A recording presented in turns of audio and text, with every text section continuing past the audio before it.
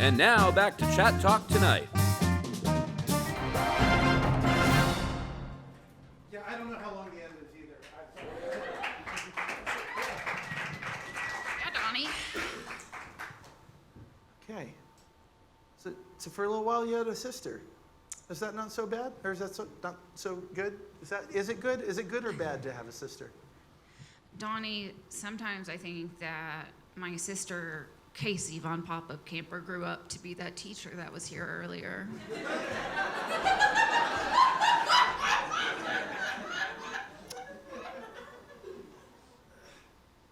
I feel like I may have a conflict of interest, so I want to just probably not be part of that Okay. conversation.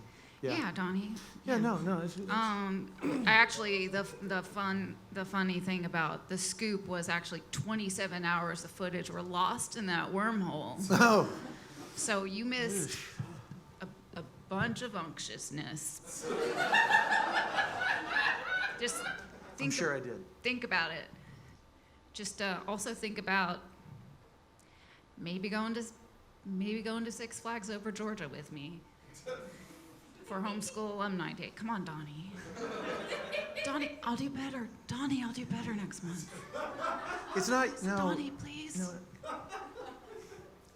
I didn't technically graduate homeschool. Me neither. My mom made up my transcripts for college. She just made them up. My parents told me you never stop being homeschooled because you're always learning and sometimes you're at home. And so it doesn't really matter, but that's not what the college thought. And they wanted me to learn there. Donnie, how many remedial math classes did you take in college? Who really knows? And nobody can count. We can't Yeah, count them. I don't know. We can't. Yeah. That's why we were there. It remedified nothing. No. Learned how to wiggle my ears though. Cool. I learned. Oh my God. Yeah, I learned journalism. Yeah. It's the same thing. Obviously. Very similar. Yeah. Okay, Donnie. All right. Well, Yeah. thank you for your work. And Yes. next month we're just gonna I'm gonna crush it again. Bring in that pot roast, like I Oh. promised. No more food. I'm- No. Think we're all good on the food. Cooking is Sure. delicious. It's fine. Okay. It's All right. it's a word. All right. Yeah. Thank you, Traceeee. Give it up for Traceeee Von PopUp Camper, everybody. Yeah. All right, now, we got a special little something. A fellow who helped us out with this show in many ways tonight. Please give it up for our first stand-up comic of the evening, Mr. Jon Eick, everybody.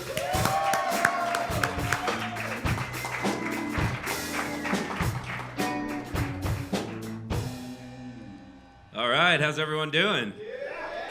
Excellent. So guys, last week I was walking down the street. This guy walked by me. He was wearing a pair of Reebok sneakers, a pair of jeans, and a wife beater. And no reaction, guys?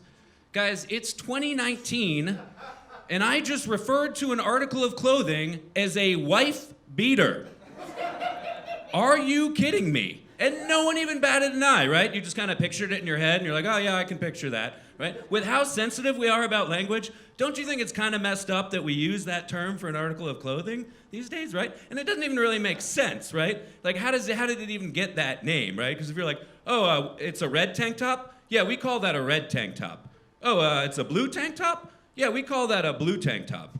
Oh, it's a white tank top? We call that a wife beater. What? That's not cool, guys. That's not cool at all. And I was saying this to my friend. I said, don't you think in 2019, this is a little messed up that we refer to an article of clothing as a wife beater? And she was like, well, it's not so much that we refer to the article of clothing as that. It's more like the type of person that we associate with wearing it, like kind of a white, trashy, lower class kind of guy. Guys, that's not any better. Oh my God, that's so much worse. We're just assuming an entire socioeconomic class of people beats their wife. That's horrible. That's so bad, right? Can you imagine if we use this kind of naming with other types of clothing, right?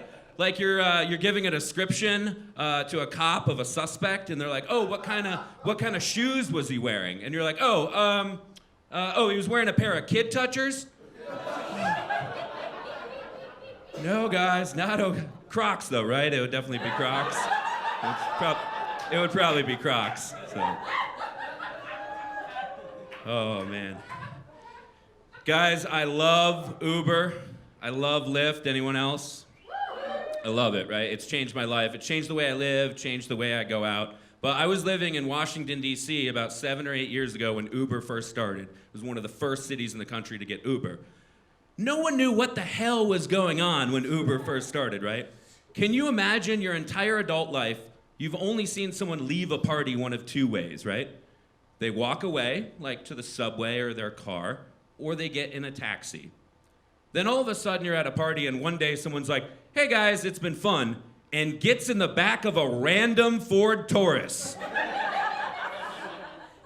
Where are you going? Who is driving that car? Now, a lot of people don't know this because now Lyft is basically the same as Uber, but when Lyft first started in San Francisco, they wanted to differentiate themselves from Uber. So they put a 5-foot-long, fuzzy pink mustache on the front of all their cars. Their slogan was, "Your friend with a car." They insisted that you sit in the front seat, and they would fist bump you when you got in and out of the car. Well, I was also living in DC when Lyft first arrived. The very first day Lyft was operating, I ordered a Lyft to go to my friend's house. He happened to be sitting out on the front porch when I pulled up. He sees me pull up in a car with a fuzzy pink mustache across the hood. Then he sees me get out of the passenger side seat and fist bump the driver. So I walk up to the porch and he's like, "Who the hell just gave you a ride?" And I was like, it's this new car service, Lyft. It's like your friend with a... And he's like, "Let me stop you right there." He's like, "So it's just some random dude giving you a ride?" And I was like, yeah, but... And he's like, wait, how do you know they're not super sketchy, right? And I was like, "Oh, no. So I go into a whole explanation of the community-based rating system. I was like, okay. So here's how it works.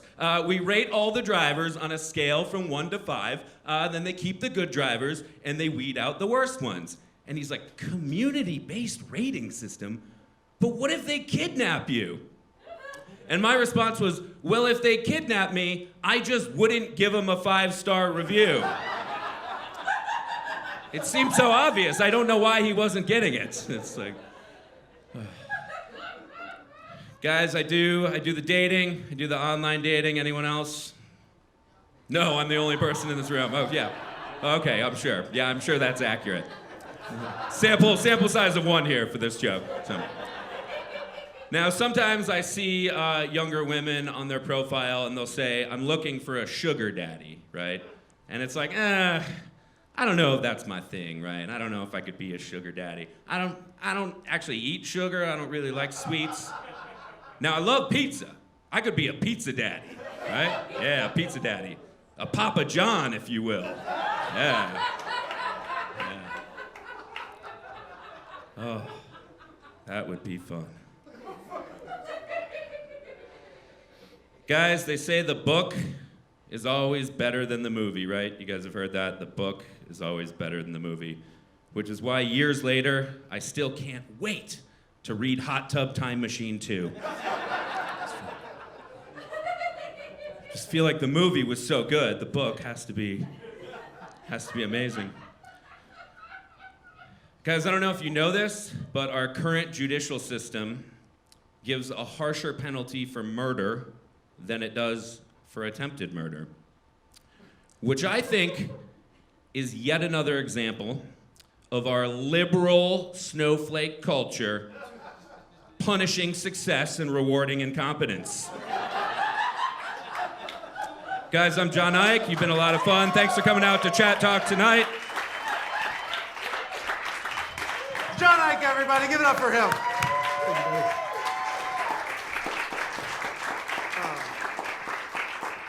So So we have something a little bit different. You may have noticed these strange-looking men filming us this time. They helped us shoot a quick video. You might have seen, well, we showed the trailer at the start of the show. This is going to be the slightly longer, like 6-minute edit of what we did, and they'll be releasing a longer thing. We shot a lot of video, but it's basically about aliens, and we got to talk to some people who have very, very legitimate sounding alien abduction stories, and you be the judge. So let's get this started here.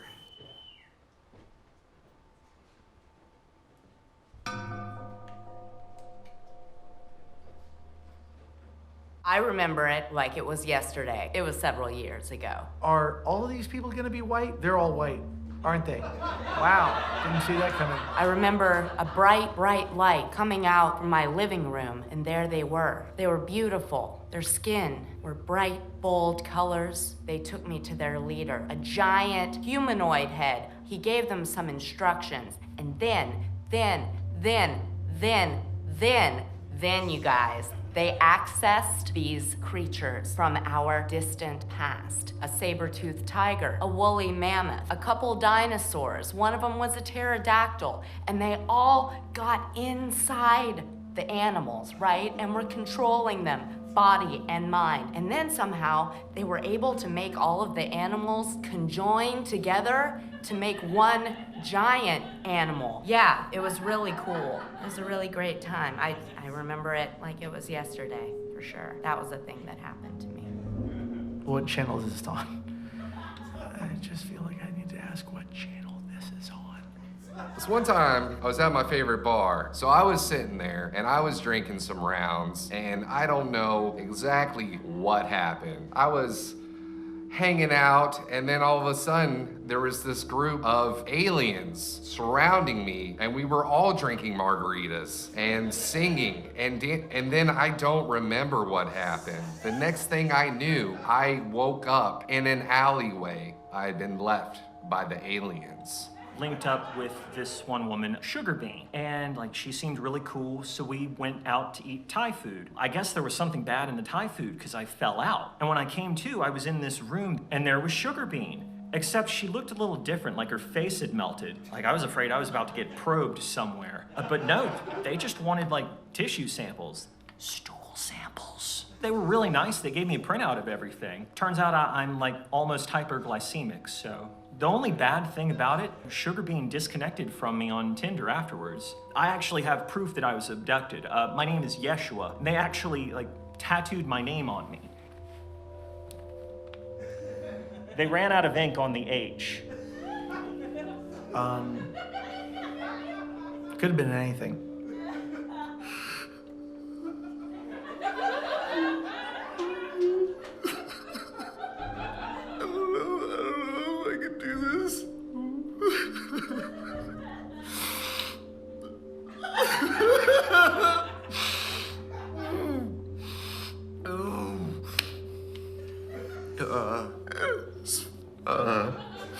And there's the fucking titties. I don't know if I can do this right now. They wanted me to fuck these chicks, you know? And they're all in my face. One chick's just really just fucking going to town on me. And they have these natty lights, and they're all this is gonna be awesome. This is gonna be awesome. Oh god. And the aliens are just in the corner, yeah, you're a fucking champ. You're doing it, dude. I've just never been so happy, you know? It's what do you even do, you know? What do you do? I don't know. Oh gee, what are the odds? Some sexy alien broads wanted me to do things with them. Oh, it was super traumatizing. Ah! So I was working the corner, as I do most nights. A car rolled up, and they asked for the full menu. Get in the car, think I'm going to an apartment. Next thing I know, I'm in space. They found out that I'm not actually a female prostitute, but that didn't stop them from probing me. So the aliens picked me up, wanted to see my mating ritual. again. I was like, guys, I guess we'll do this. They had this female prostitute who ended up being a male. Turned out it was actually one of my employees at Target. And I was like, guys, legally I cannot. But then they pulled out some like toys I didn't see last time. And I was like, okay, we're switching it up. I don't know if anyone at old Target is gonna hear about this. After I was ruthlessly probed, got to have sex with my boss. Cashier boys, they know. I did it. They made us do it, but she warmed up. They started off too big with the probes, and I was like, all right, this is his first time, guys. So then they kind of switched to smaller things, and then he kind of warmed up. Yeah, after that, we just watched Space Jam, a couple other alien movies, and they dropped me back to Earth, but I was never the same. It was about 5 p.m. I was playing PlayStation, and I heard a noise outside. It seemed like the backyard. I went downstairs to check it out, see what was going on, and I stepped outside, and there was just this immense feeling of dread took over, and everything went black, and there were lights, colors, and sensations I've never felt before. Every nerve ending was on fire. I ended up in this white void, and it was the most empty I've ever felt in my life. It was just white on white on white going on. It was this endless void that just kept going and going and going and going, and like I do when I get nervous and I'm gonna be sick. I puke. They kick me off. They drop me right, just flip. Right back in my bed. Did I get to see anything cool that day? No! They gotta kick me out for some sanitation reasons. I didn't even know aliens worried about that stuff. No one believes this fucking story. No one believes me. You don't even believe me. This. No way I could have predicted that. Really?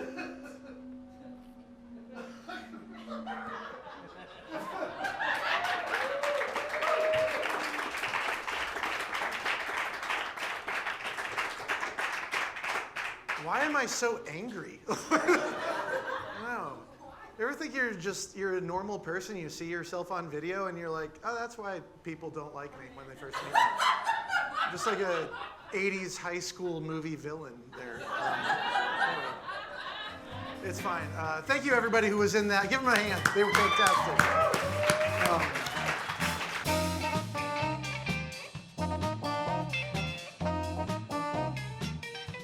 It is my pleasure to introduce everybody, DJ Lewis. Give it up for him. Barely hold down a biscuit, you know what I'm saying? 2 babies, like goddamn. You want in. You want in, right? Right? You were like, yeah, I'll fight an animal right now. Big round of applause for the video and for Over Easy.